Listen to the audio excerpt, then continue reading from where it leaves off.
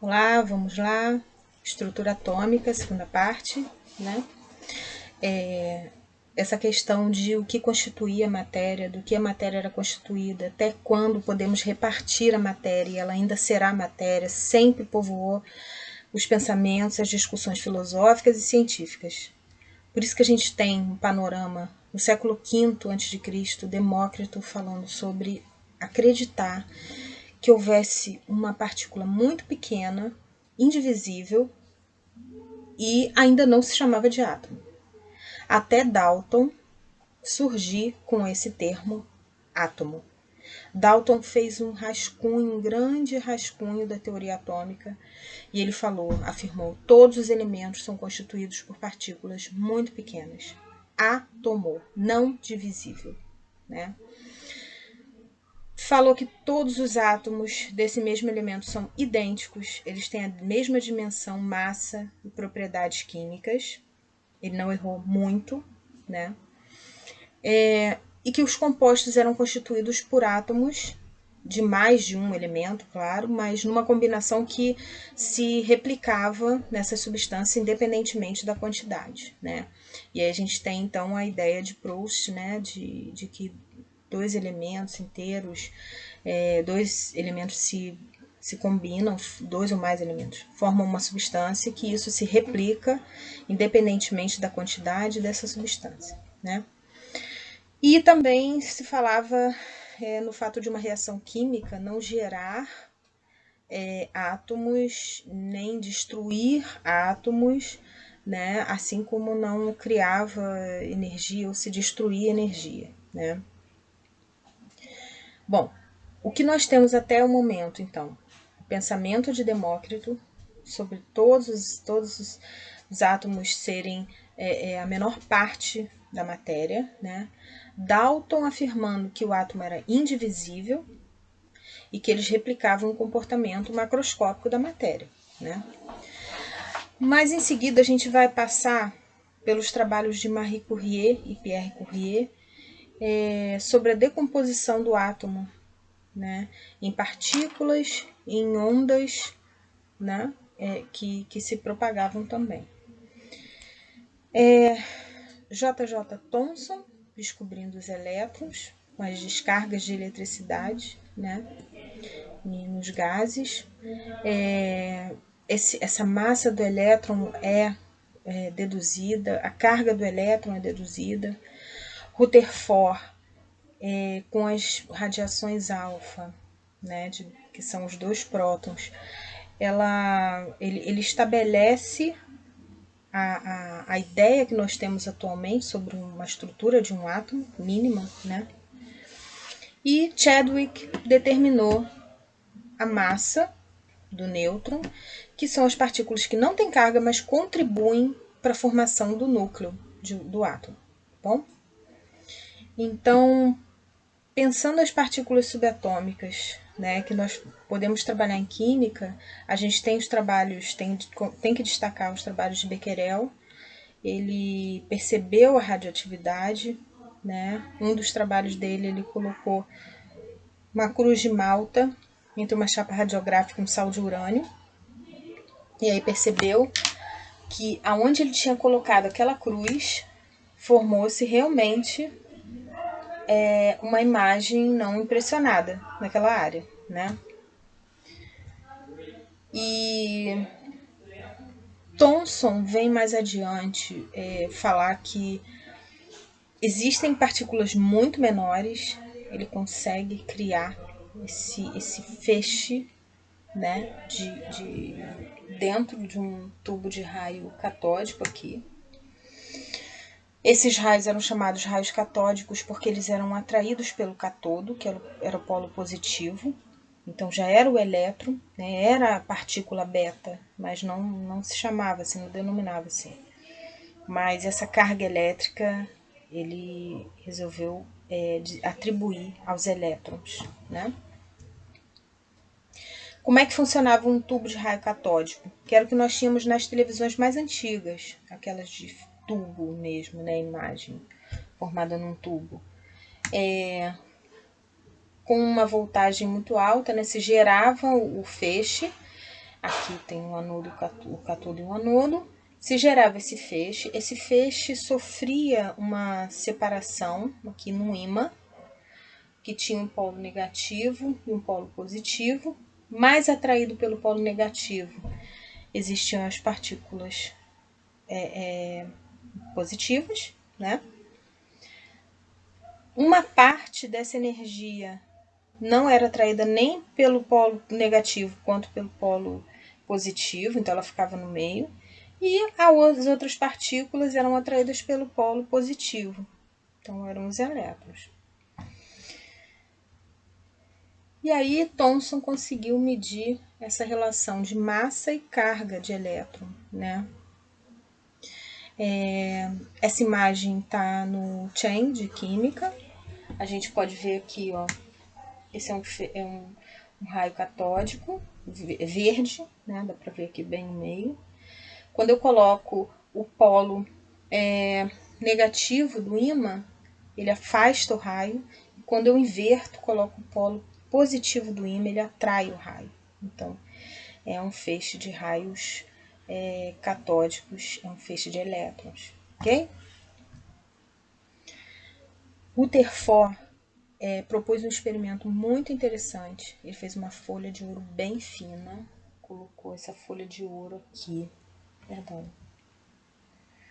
no meio.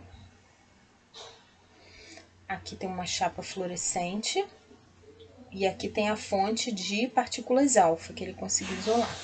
Essas partículas alfa são prótons, né? Como é que ele deduziu isso? Uma parte dessas partículas voltou, sofreu o que a gente chama de deflexão. Outra parte das partículas atravessou, outra parte passou na tangente. Por quê?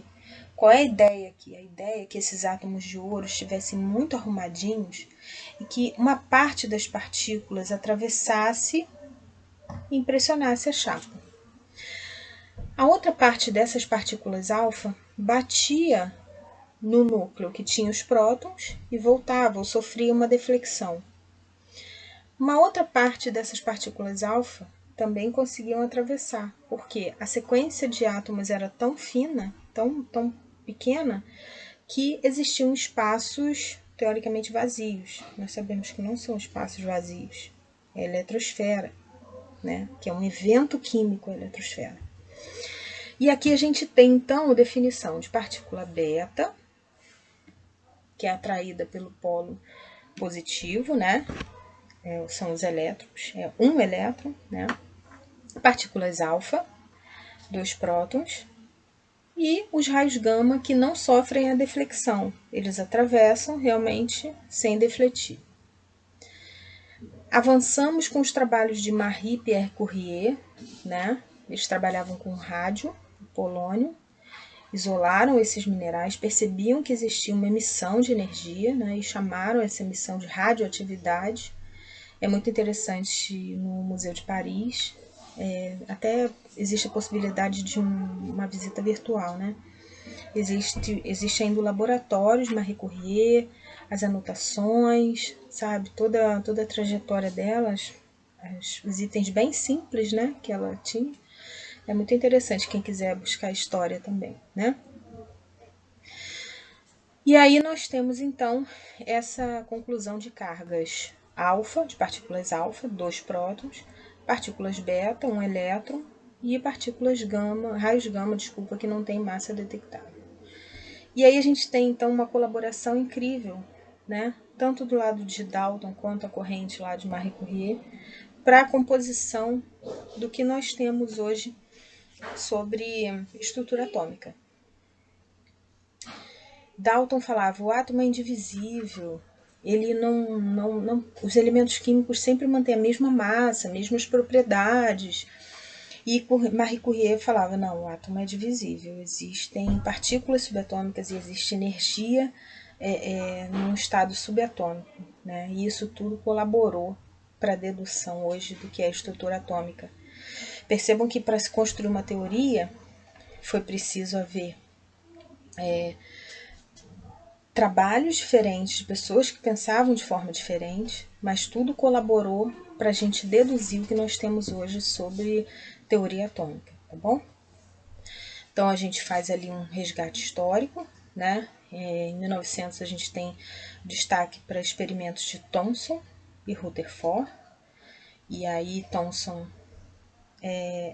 destacando os elétrons, Rutherford um trabalho de partículas alfa, né, de prótons, e nós temos já um termo que permeava já os laboratórios dos cientistas, que é a eletricidade também, né?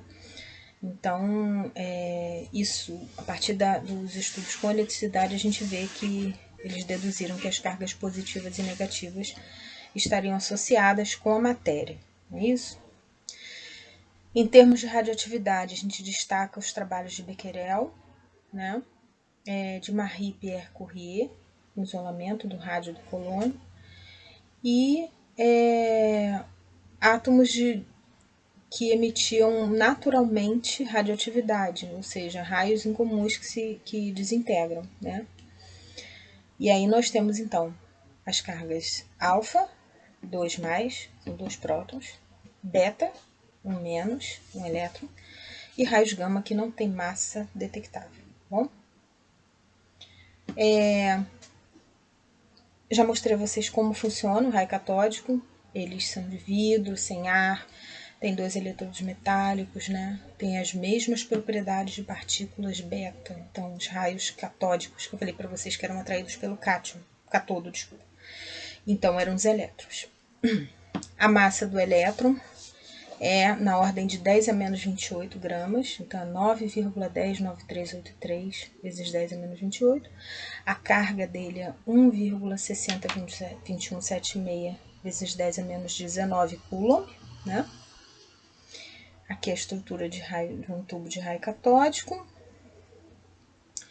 E além desses raios catódicos possuírem as mesmas propriedades das partículas beta, né, que é o elétron, eles foram estabelecidos como uma partícula fundamental na matéria, né? Então, no experimento de Goldstein, ele percebeu que os íons carregados positivamente, eles são mais pesados que os raios catódicos. Então, os elétrons realmente são muito leves. Um próton tem uma massa de 1840 vezes maior do que de um elétron, né? Millikan suspendeu gotas de óleo carregadas no ar, aplicou um campo elétrico, né?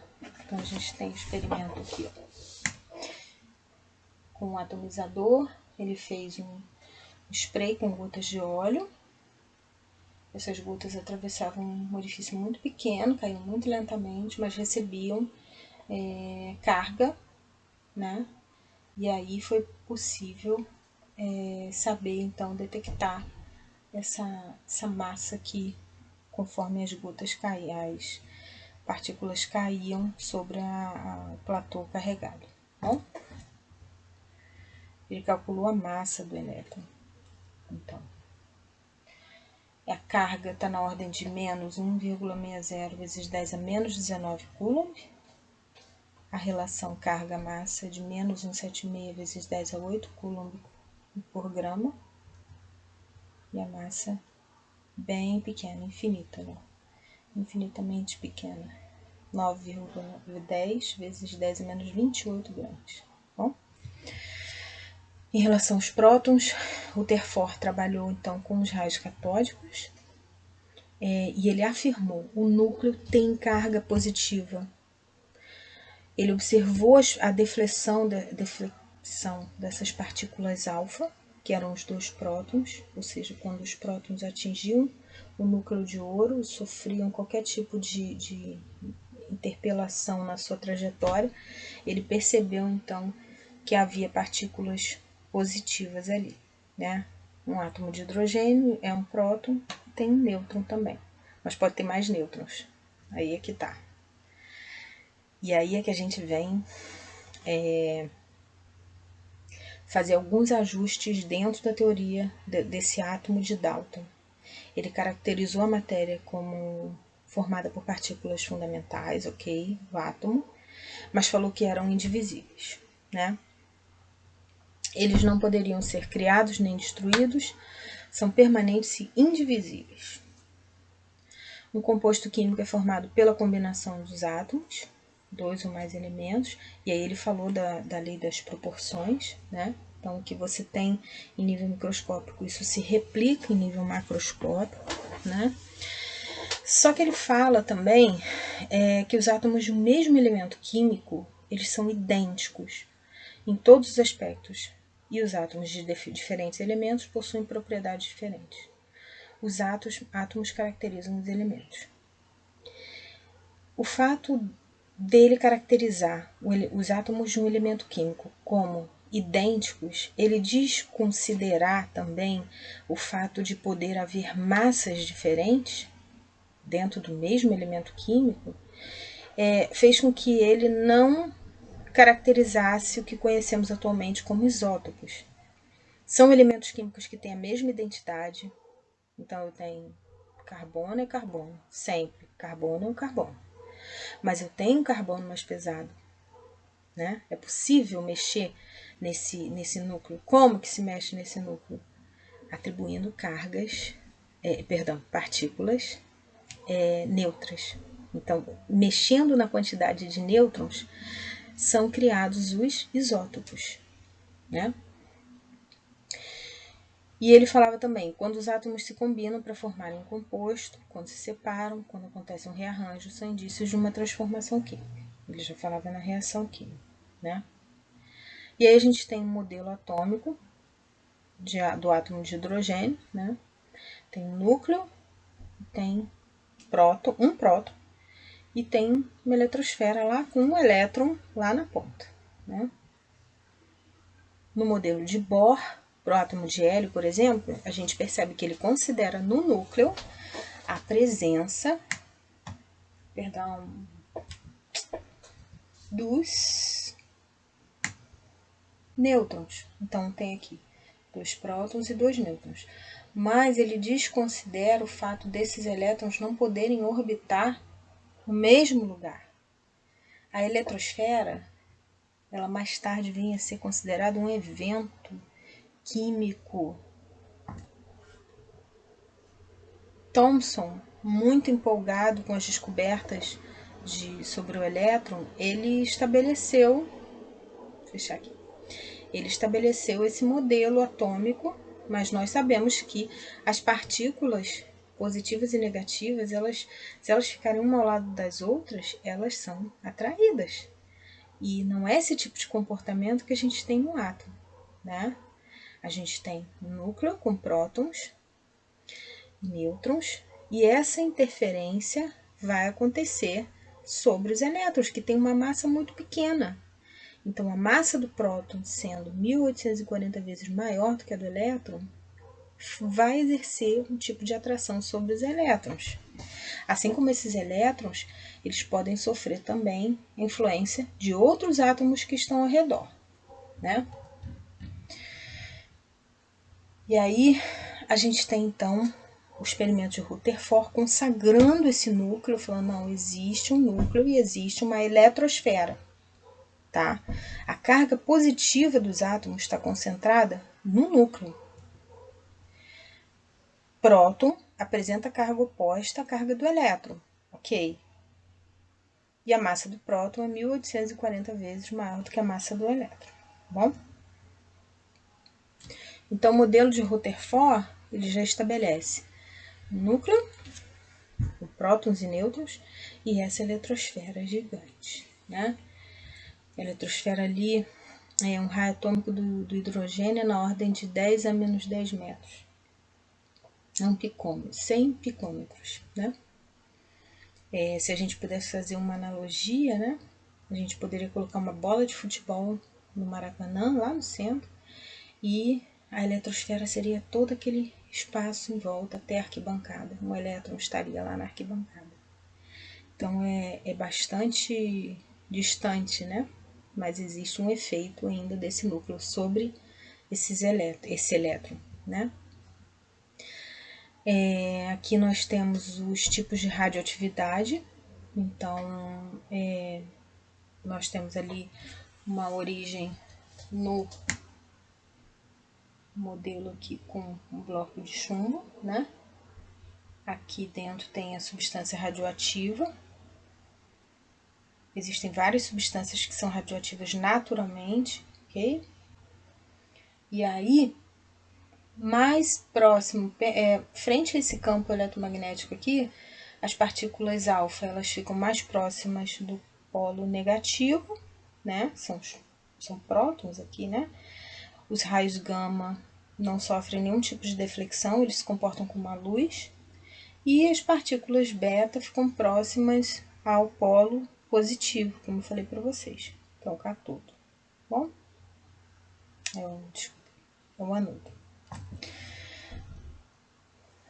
E ali nós temos o experimento de Chadwick. Ele estabeleceu, então, essa diferença de massa, né, que existe no núcleo.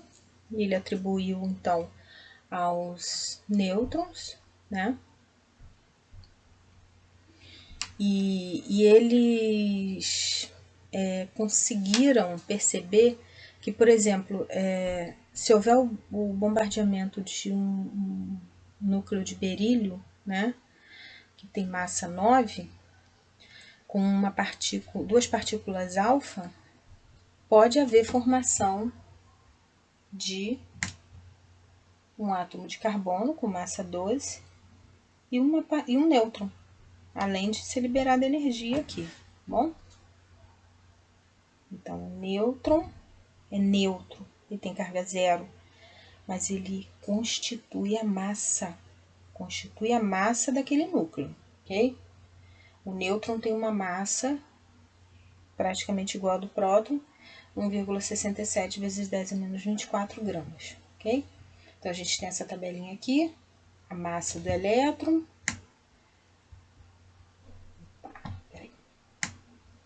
Massa do elétron, na ordem de 10 a menos 28. O próton e o nêutron, mais pesados. E aqui eu tenho a carga do próton negativa, do elétron negativo, do próton positivo, o nêutron zero, e eu tenho aqui as unidades de carga. Então, quando eu estou lidando com elétron, tem carga menos 1, quando eu lido com próton, carga mais 1, e quando eu lido com nêutrons, a carga é zero. Vamos falar de número atômico, número de massa e isótopos, ok? Número atômico é o que dá a identidade do elemento químico. O número de prótons que tem no núcleo. Isso não muda. Se você mudar, você muda o elemento químico, né? O número de massa é o número de prótons mais o número de nêutrons. Então, eu posso falar o número atômico eu chamo de Z e o número de nêutrons eu posso mudar. Esse número de prótons, não. Os isótopos são aqueles elementos químicos, são aqueles átomos de um mesmo elemento químico que tem um número de nêutrons diferente, tá bom? Então, eu tenho aqui uma representação. X é o elemento químico, tá? Eu tenho o número de massa, A, e o número atômico, Z, tá bom? Mas eu posso ter o número de nêutron variando. Então, por exemplo, nisso Dalton errou. Ele falava sobre a manutenção da mesma massa entre todos os átomos de um mesmo elemento químico. Mas, por exemplo, eu tenho a possibilidade de ter hidrogênio com um próton apenas, hidrogênio com um próton e um nêutron, e hidrogênio com um próton e 2 nêutrons. Então, nós chamamos respectivamente de hidrogênio, prótio, hidrogênio deutério e o trítio. Então, o prótio, o próton, é o hidrogênio com um próton só. O deutério, ele é encontrado naturalmente. no que nós chamamos de água pesada, né? Nos sistemas naturais, a gente encontra uma parte dos hidrogênios da água como deutério, bom? E o trítio só pode ser fabricado artificialmente, tá? No laboratório. Ali eu tenho urânio com o mesmo número de prótons, 92, mas urânio com massa diferente, porque o número de nêutrons está diferente. Urânio 235 ou urânio 238, ok? Ali nós temos os isótopos do hidrogênio, como eu falei para vocês. Prótio, deutério, o trítio, não? E esse núcleo do átomo? O núcleo vai ter, então, prótons e nêutrons, né? Eu tenho aqui o número de prótons do cobre. Normalmente o elemento químico entra aqui no centro, né? Ele tem um nome que muitas vezes pode ter origem no latim, cúprico, nátrium, do sódio, vários nomes com origem latina. Ou então, dependendo, às vezes, o próprio dono do elemento, quem descobriu o elemento, né? Enfim, mas com o tempo, com o uso desses elementos, vocês vão saber. Então, cobre com 29 prótons e 63,546 de massa, bom? Quando eu falo em massa atômica relativa e unidade de massa atômica, né? É claro que a gente já descobriu, então, com aquelas ideias ali de Rutherford, Geiger e Mardisson, que toda carga positiva está concentrada num volume muito pequeno, junto com os nêutrons, né? O experimento de Chadwick. Mas a gente sempre vai ter umas casas decimais na massa. Por quê? Vocês nunca pensaram sobre isso? Então, eu tenho, por exemplo, o carbono era o principal elemento químico estudado no século XVIII, né?